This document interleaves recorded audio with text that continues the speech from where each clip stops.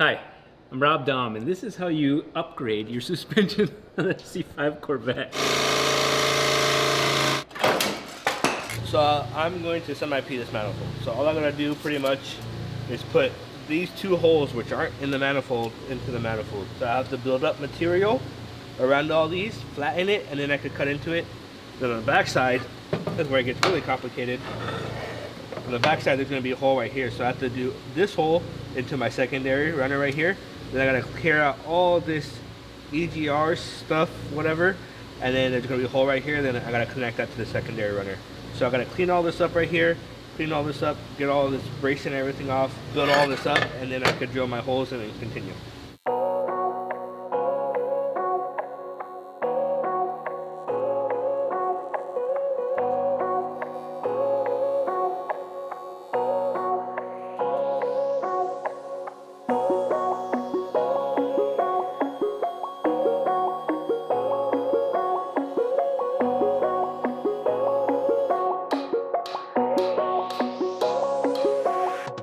I actually didn't even show you guys this heat-treated shaft. Look how girthy that is compared to this guy.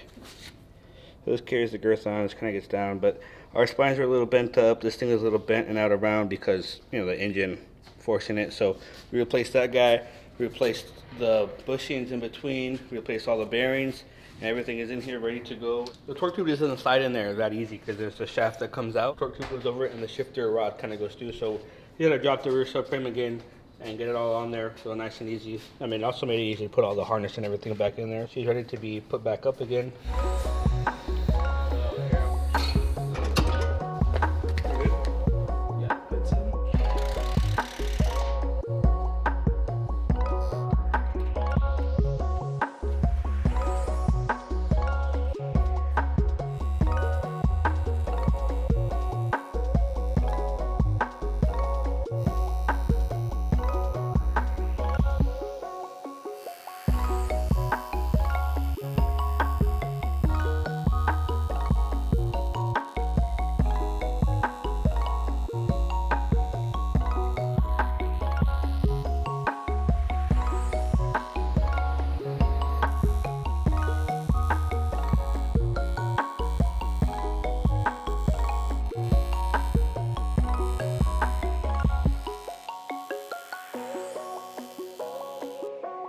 Isaiah needs to experience true flatness, and that's where he comes to my world. So I've got the face mill right here. What we're gonna do is actually run the machine in manual mode because it's just not even worth the effort to try and make a program for this. But I'm holding it down here between two wedge points, so it's not gonna crack through this, but it'll be enough for I can just go. One thing I've learned about this machine is I can actually control how fast it feeds automatically too, so that's a new one. So watch this. We're gonna set the spindle to 1,000. I can just press and hold it, and see, now it'll feed that automatically. Or I can just bury my bone right into the worst of it. So we're gonna go until we touch the tip. Okay, now we're gonna go down to thousands. Look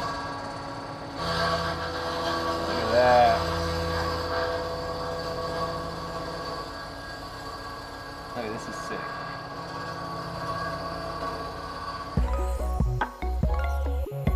Kind of crazy that corner was off that much.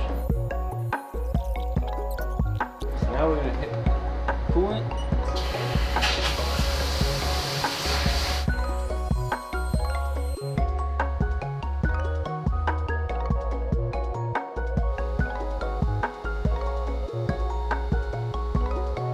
That is super exciting. It's kind of getting better and better at doing this machine by hand. And that last run, I went much faster to get a nice finish. You can actually see the difference. Okay, I might do the whole thing with a faster run now. Now that it's all even, you can see the difference.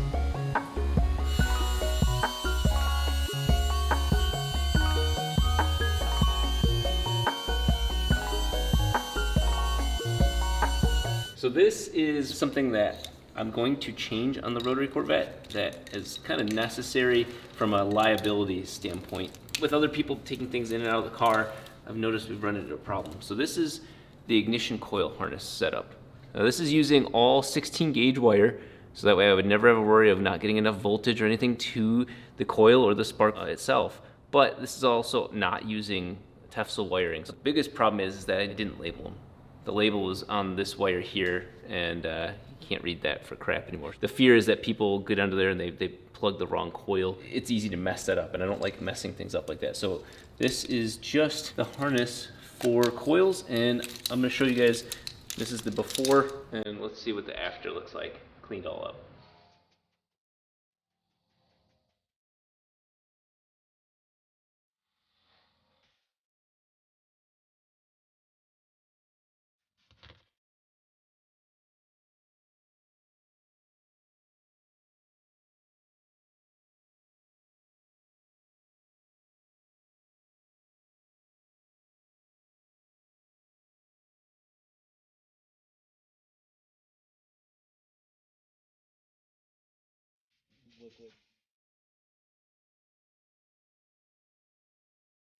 I got caught unboxing things without filming. I'm sorry, I promise not to do that. I get excited, this is my love, my passion, but look at this. I got this far and Joel got mad at me. So this is the He Series EFI twin screw brushless inline fuel pump, 1500 horsepower. That makes up the extra 1000 horsepower we needed on the Rotary Corvette. It's capable up to 1500 on a piston engine. And so we're gonna crack it open now. At first I was like, oh man, that's kind of a bulkier base. Like that's you know, for how streamlined everything is. I wonder why they have such a bulky base. Then I realized that's the controller built into it. There's no separate controller. That's so sick that it's all internalized. And so all I have is just one, you know, waterproof, weatherproof connector. Pop that on, and the whole controller is all there.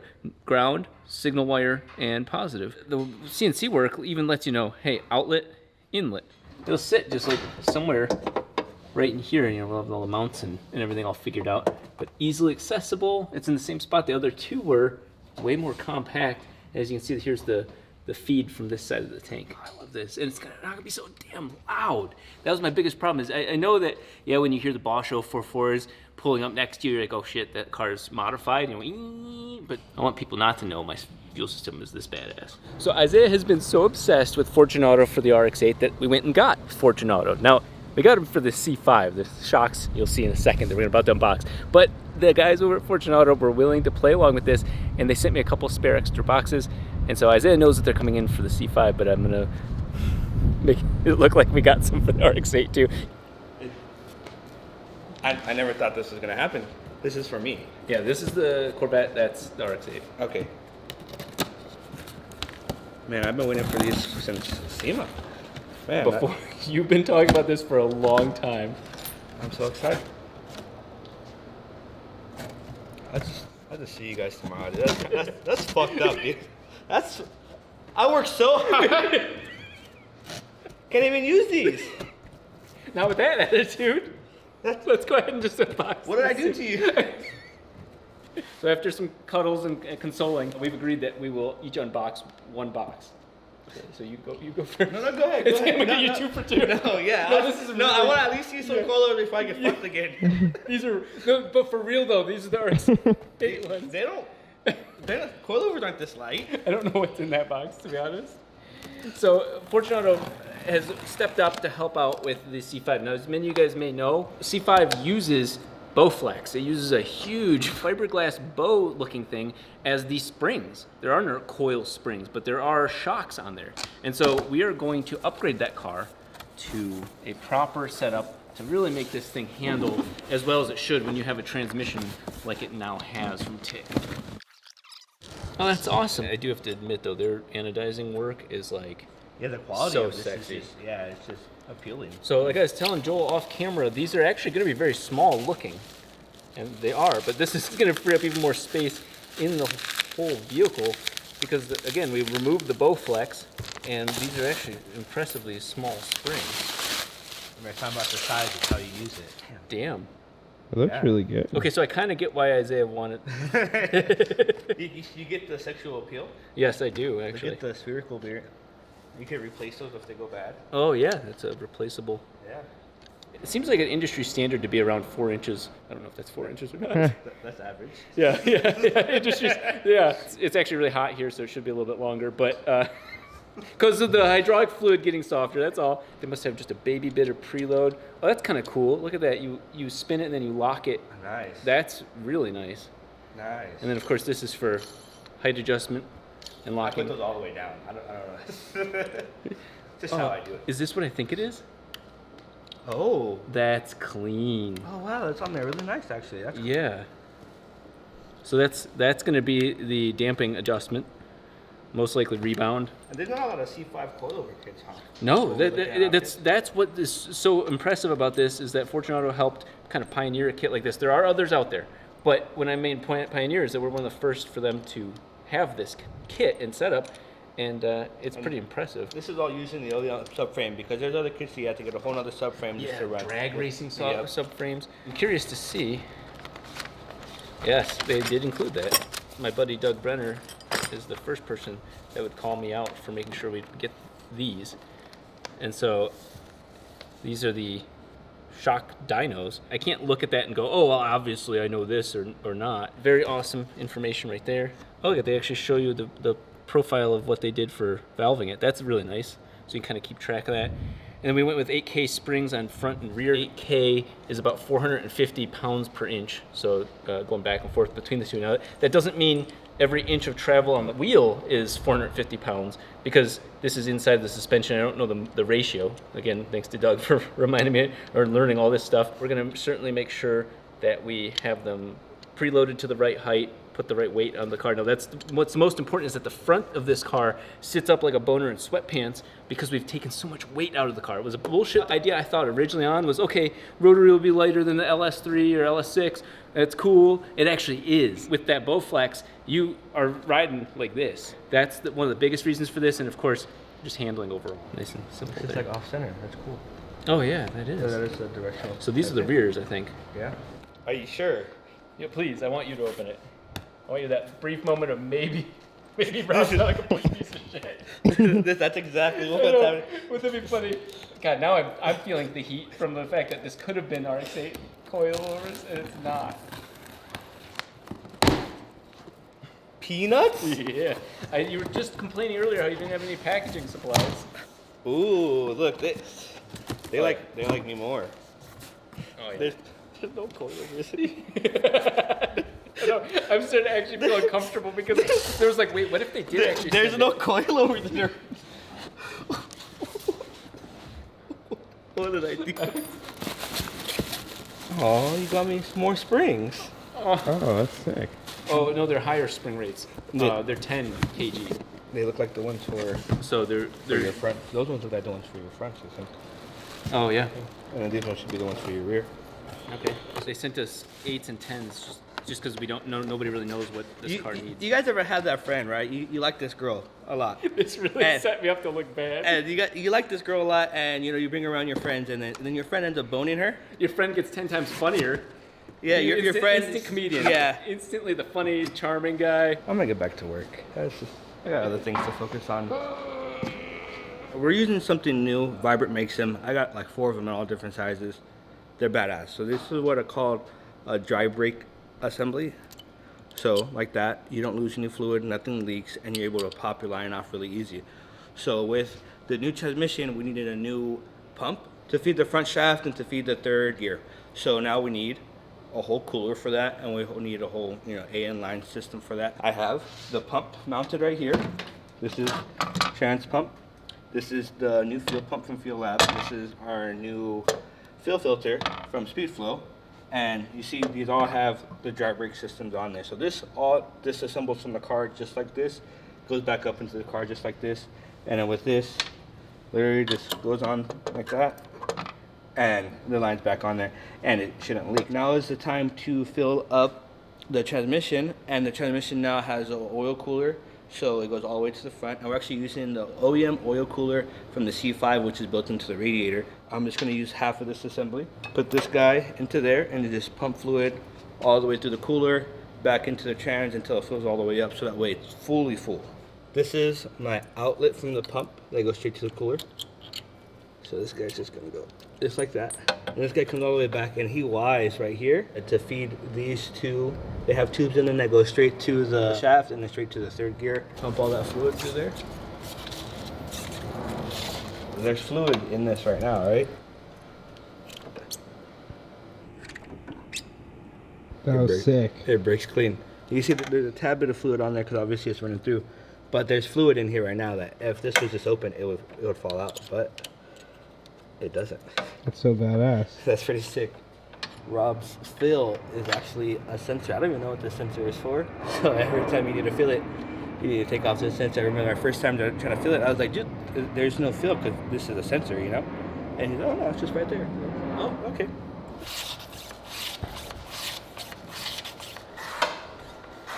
So this actually came out way more complicated than I intended it to be. This is way bigger than the pumps that we had in there, and the pumps that we had in there were actually just touching up against the exhaust. The exhaust went right through here. So there's only 3 bolt holes right here that hold in like a metal assembly to protect the tank pretty much. This is all I have right here, and then I made another mount over here, another bolt hole, and triangulated everything, and I was able to fit everything under here. So now I gotta redo the exhaust since I took up this area. For a good reason, because I have 2 more pumps and a fuel filter now. But on top of that, what made it more complex is the siphoning system, since it's a saddleback system, and the way Rob had it set up, or the way OEM setup is set up with the siphon. The siphon needs a source of fuel to move the siphon to bring fuel from one side to the tank to the other side of the tank. The feed needs to also be split to go to the siphon. So I have all that complexity up there. All you gotta do is bolt it in there, and then after that you just twist these guys in, and that's honestly all it is.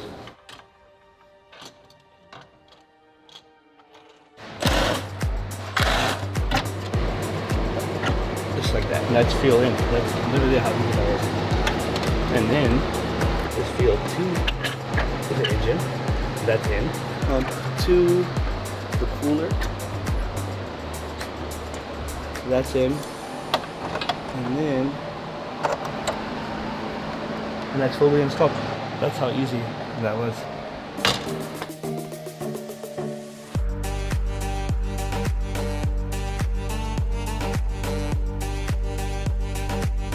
So the adventure continues. We are taking out the bow flaps, and it actually looks kind of simple, but with some really wild things looking up like how this spring works is that it does actually affect, on one side it does affect the other side. Now the car does have anti-roll bars. When you bend this side with the way it's being held in here, it affects this side as well, which isn't, other springs are independent, right?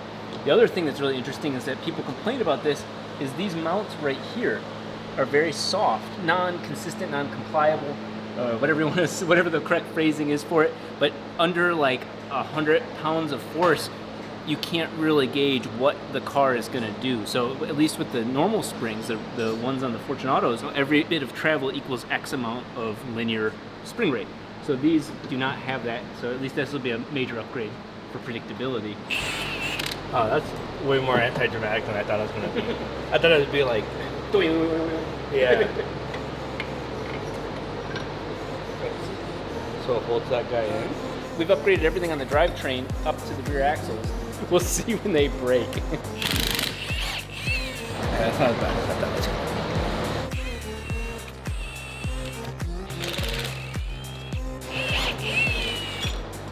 be. There you go.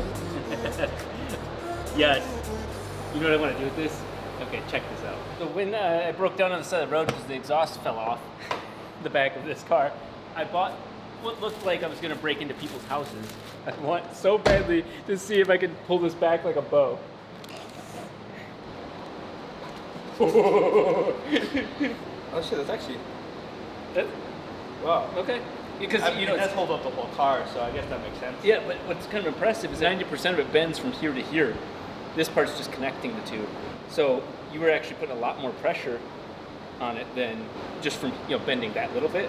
We're trying to pull back this bow.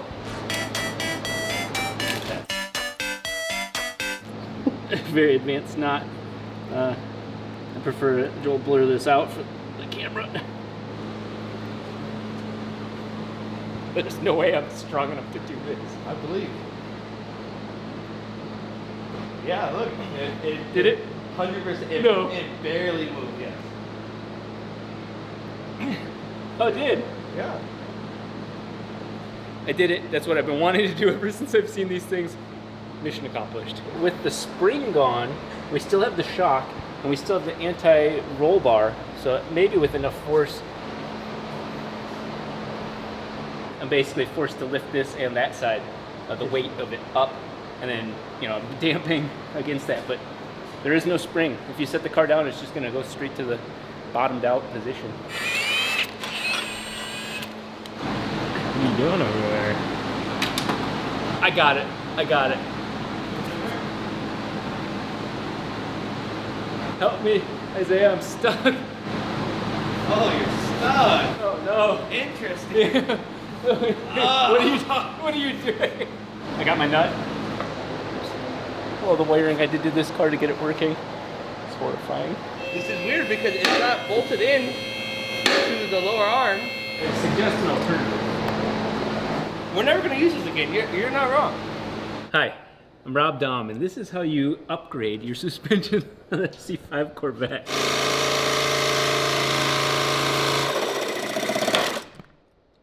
Yeah. It popped. If we put pressure under here, I could get the blade to release. There we go.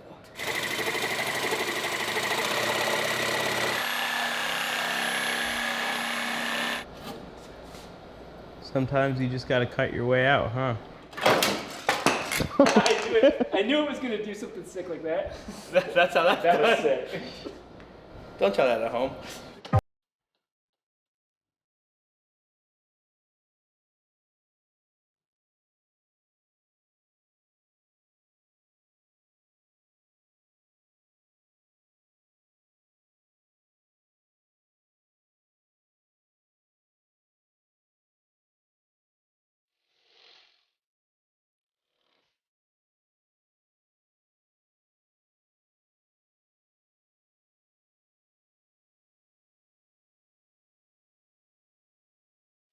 Joel is currently cringing, the man holding the camera, and I love seeing him die on the inside, because I just said we're gonna do a wire by wire breakdown of how to rewire this car. Now, that's not actually what's gonna happen. We're gonna summarize a lot of what's going on, but I love seeing pain and misery in other people's faces when I say wiring. So what we fortunately got is halfway. A friend of mine years ago gave me this, which looks useless. You don't know what that is, but you look at that, you're like, okay, I know that. And then, but you can actually see the fuse box has these like huge Lego connectors that connect all the wires to it. So we're gonna be depinning a lot of those that no longer are needed, and that should ultimately allow me to free up a lot of this. Some of them are still very much needed, like controlling certain things based on the whole car control module there. This isn't going away, but we can certainly shorten it once we have a lot less. It's not all of these pink wires, but it's quite a few of them. I was using the stock ignition system to power my ignition system. That was just wrong because it's a lot of voltage drop, but going through very carefully, A1 through A12, B1 through B12, see, there's a lot of wires here, and the rest of them are needed for like turn signals and cruise control and engine speed and starter, so you don't want to mess that up. So we're currently on C5, 6, and 7s aren't listed, but that means we're not going to cut them. So go down to D1, it's pink, and it's ignition 1 voltage, which we do not need. So it's just going to be a rinse and repeat of me doing that. D3. So I'm just going through every single one. So since D3 is not used, but I'm not going to cut things like this that say not used. I'm just going to cut the things that I know for sure I'm gutting. So D4 is white. Engine speed signal. Oh, interesting. I end up using that white signal somewhere in here to go to the computer. So that's actually kind of funny. It's in here.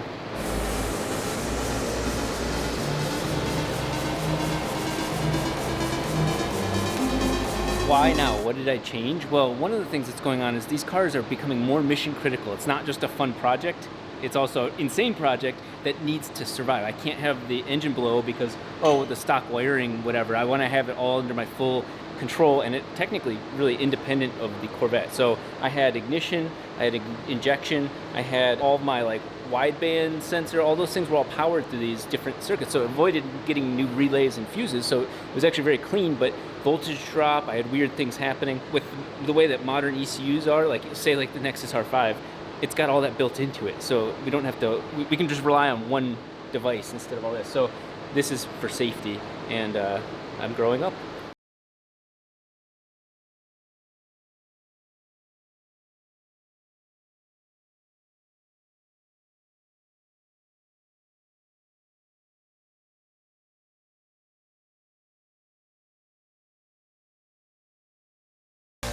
we have a really interesting situation that's popping up, is that the stock car has drive-by-wire, both the throttle and the pedal. And so to fake the car out, I destroyed the pedal but left the mechanism, and then have the throttle body just hiding in under here. Now, I was worried that the car could control this, and it can. The car can actually control your throttle outside of you, but it's only for cruise control. So we would actually gain cruise control if we use the stock wiring and make this all work together. Now this is, I'm considering using this or something like it.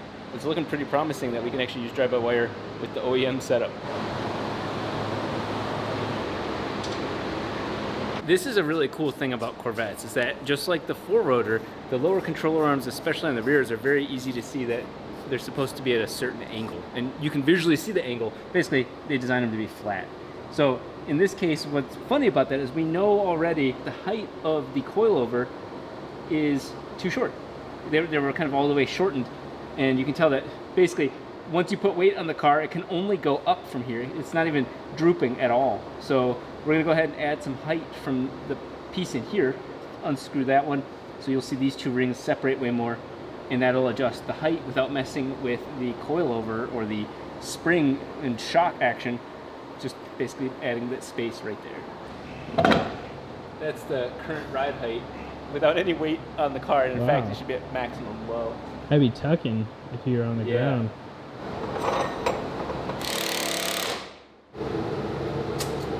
The Boston wheels look really good on this car. Unfortunately, they're not going to work on the fronts, but they give us the sight that we need to see, which is the ride height. So we're going to go ahead and set it down for the first time and see what it looks like at ride height. So Isaiah's set them away.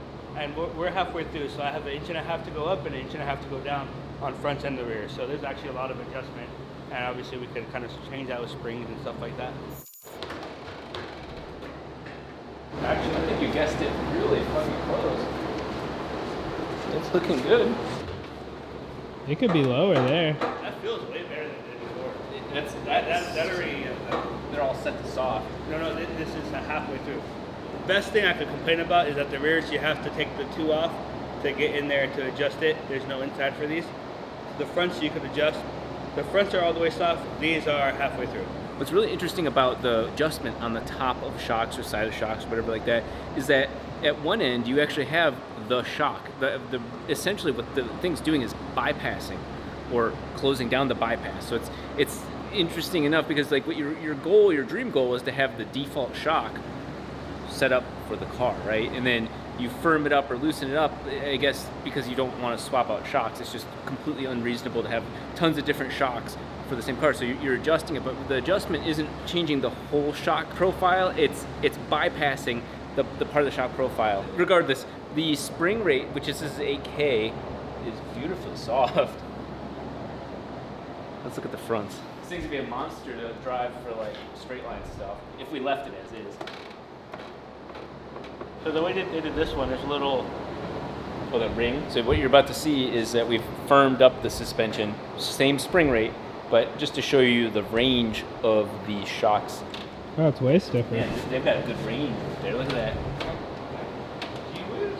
Wow. That is actually, yeah. That's a huge sweeping range, which is great for us because if we want to do straight line stuff, really soften it up.